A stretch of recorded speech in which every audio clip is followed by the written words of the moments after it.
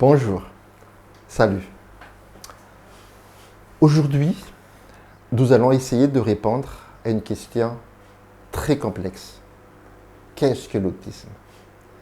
Mais vous allez comprendre, nous allons y répondre de façon très claire et très compréhensible. D'abord, vous savez ce que c'est qu'une cellule nerveuse, que voici. Sur le schéma que vous voyez à ma gauche, vous voyez une cellule nerveuse ou un neurone avec ses trois parties. Le corps cellulaire avec son noyau, l'axone qui peut atteindre jusqu'à 1 mètre et les terminaisons nerveuses.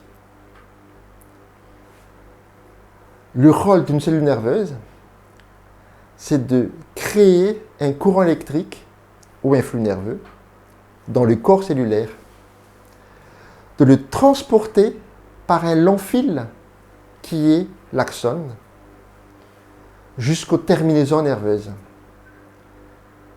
Les terminaisons nerveuses qui transmettent le courant électrique vers une autre cellule nerveuse ou d'autres cellules réceptrices.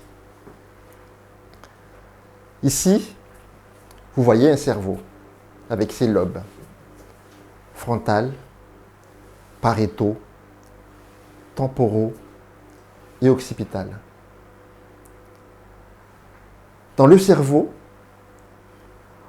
au niveau de sa surface, qu'on appelle cortex cérébral ou substance grise, il y a un endroit qui est dédié spécifiquement à l'interaction sociale, à l'interrelation sociale, à la relation avec les autres. Et cet endroit se trouve au-dessus des oreilles, les régions temporaux-pariétales. Ici, sur ce schéma, vous avez une coupe frontale d'un cerveau,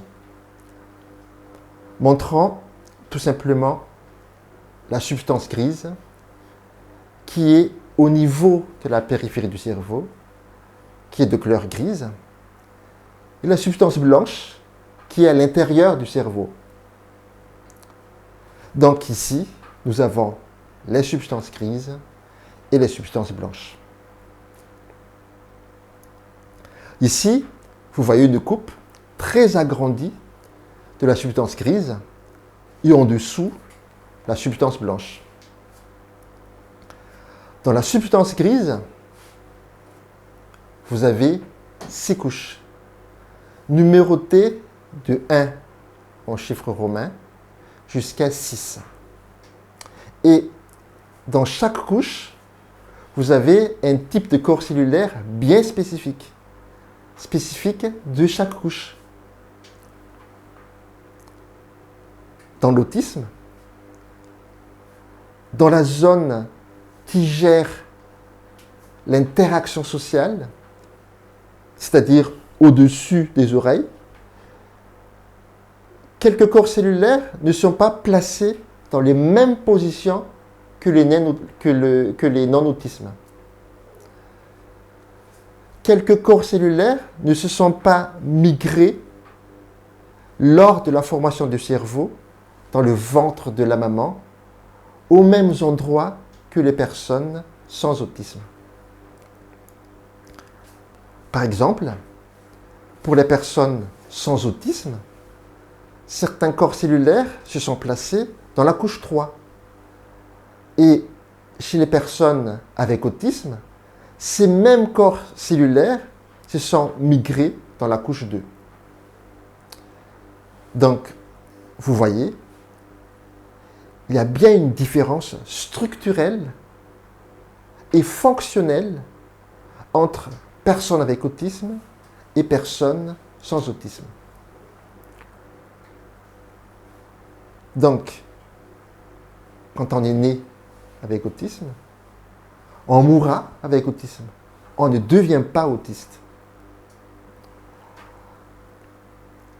Ici, sur ce schéma, vous avez la formation des réseaux neuronaux.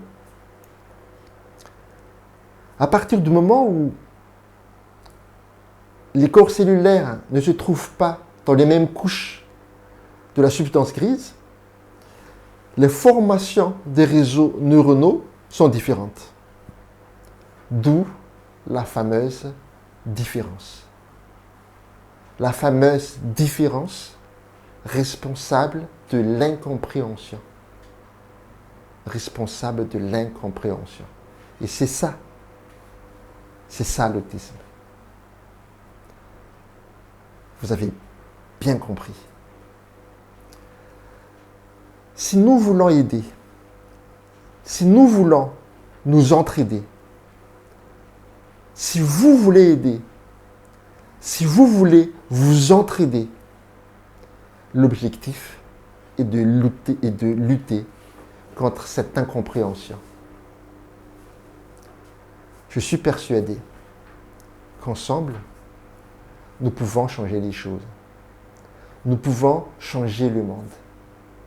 Nous pouvons le faire et vous pouvez le faire. À bientôt.